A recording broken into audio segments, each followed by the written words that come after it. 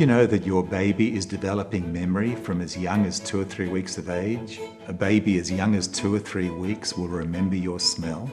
You've asked me lots of questions that many parents have about the young child growing up, and I'm here to answer them. I'm Professor Frank Oberklade, and this is my mini parenting masterclass.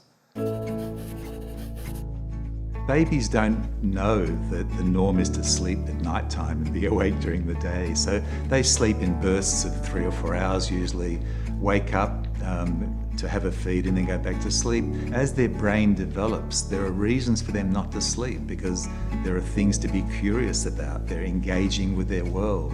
Parents are talking to them, are reading to them. So they get into that sort of predictable pattern of being awake for longer periods of time, engaging and interacting with their parents and caretakers and the world around them, and then falling asleep again.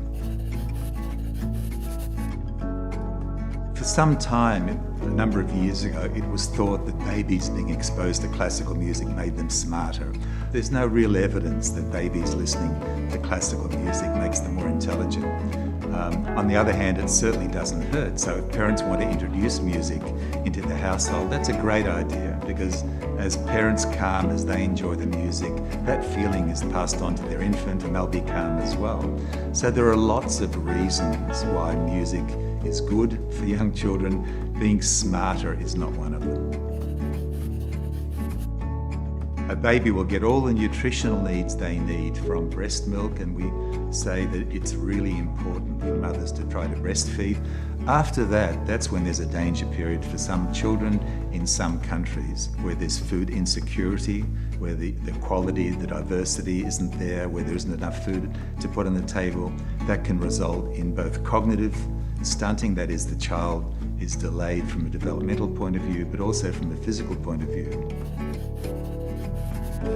There's pretty good research evidence now about the importance of touch in newborn babies, not just for human beings, but in fact all animal species.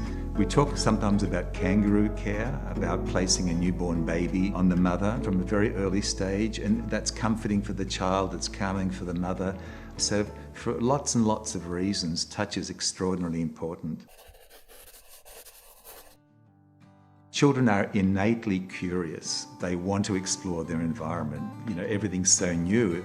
It's a big world out there. And so parents shouldn't get in the way of that. What they should do is make sure the child is perfectly safe. Don't try and structure the child too much, but there are many learning opportunities. For example, sing to the child, read to the child, take the child for a walk down the street. There's a tree, there's a doggy, there's a car, there's a house. So there are lots of those things, but don't get in the way of the child because the children are naturally very curious. As the young infant and toddler starts to develop language like very simple things, dog, bye-bye, ta-ta, etc., parents can reinforce that, they can mirror that, they can mimic that. Young children love repetition, so to hear the same song again and again, to read the same book again and again, they'll start to see what the patterns of language are.